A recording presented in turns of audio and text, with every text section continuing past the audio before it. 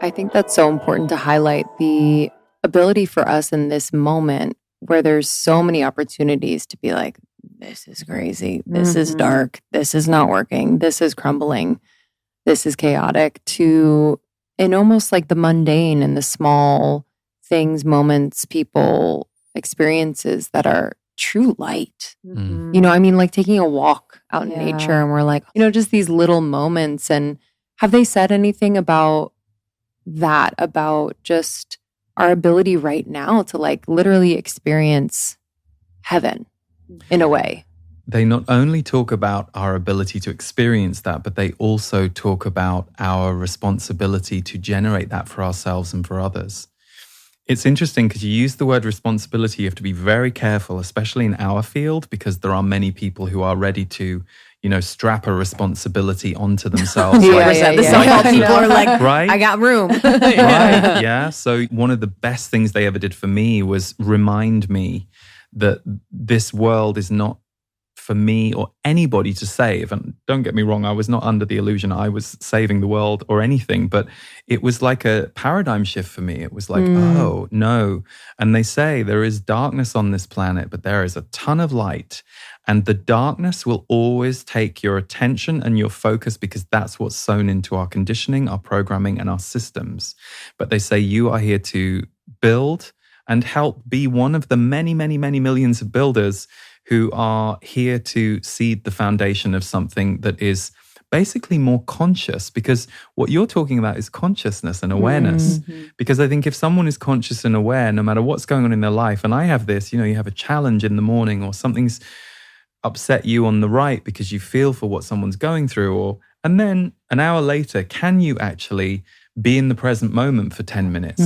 That's the barometer of an ability to be with awareness, not I have to constantly be zen and avoid everybody's calls because they are bringing me down, you know, and that can be a temporary solution if you haven't yet learned your boundaries. And many of us had to do that at times. But yeah, I think they talk about creating it and generating it, not just to experience it, but that when we experience it in our aura changes. I mean, those people that we love being around, they're not necessarily the laugher riot or the one that's running around the party talking to everyone. I'm always totally drawn by the people. I'm like, wow, why do I just feel so good in your aura? And I'm like, oh, you've done some work here. Yeah. You weren't born that way, but you've reclaimed parts of your inner body. And I like it because it's spacious. Thank you. Oh, that's so cool. That'd be cool to say to someone at a party. I know, honestly. I like that you've reclaimed parts of your aura. Yeah, I had an experience where I was on a plane and sitting next to someone and they were talking to me. And he was like, I just love being in your energy.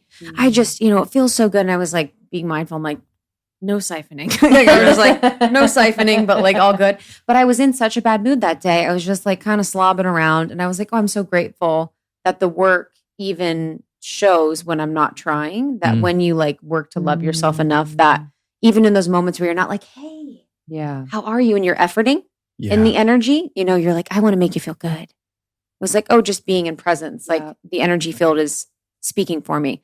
One of the liberating parts you mentioned, and I want to just double click on it, is the role modeling, is giving people the liberation of enjoying their life and loving their life as a way to serve the collective. And that's a message that I just feel so strongly about, because as an empath, you know, I can have the tendency to take on everything. So it felt really good to just focus on my oneness and my path as a way to inspire others.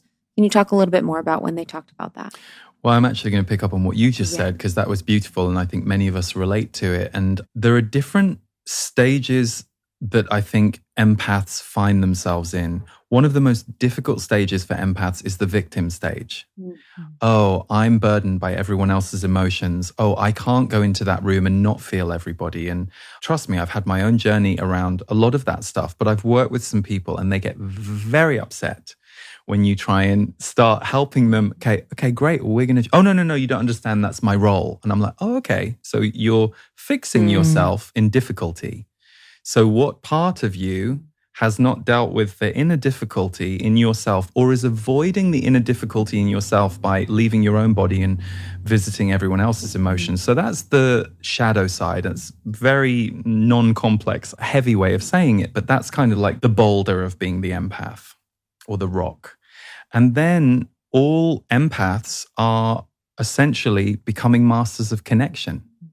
So as you go through life and as you go through your experiences, you can slightly tweak and evolve those energetic boundaries. And I don't know about you guys, but one of the things I love now is there were times years ago where I was having to figure out my boundaries and how to. Yes. Now it's really effortless for me. Yeah. Like I can get It's into your someone's energy. presence within like 20 seconds. I'm like, oh, I see where this is Yep. going to go. I'm going to politely excuse myself. This isn't for me. Yep.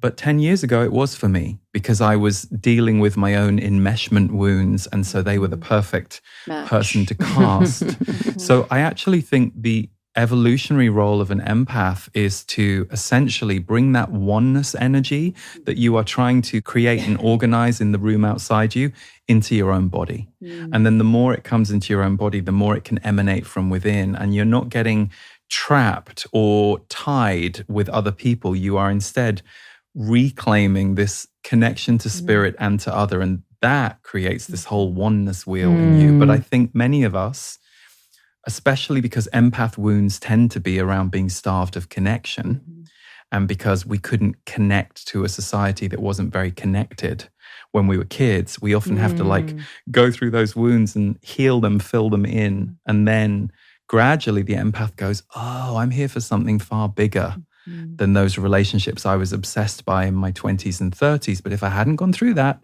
I wouldn't have calibrated to the human energy field and human relationships in a way that might make me more useful as a mentor, as a voice, as an energy field in later years. Thank you so much for tuning in to Morning Microdose by Almost 30. We hope you enjoyed waking up. As always, we encourage you to take what resonates and leave the rest. If you enjoyed this trip, tune into the full episode on the Almost 30 podcast. All episode information can be found in the show notes. Make sure to subscribe, and if this becomes a part of your morning routine, be sure to share it with a friend. We have new inspiring doses Monday through Friday. Follow us on Instagram at Morning Microdose, and follow Almost 30 at Almost 30 Podcast. Thanks for listening. We'll see you in the vortex.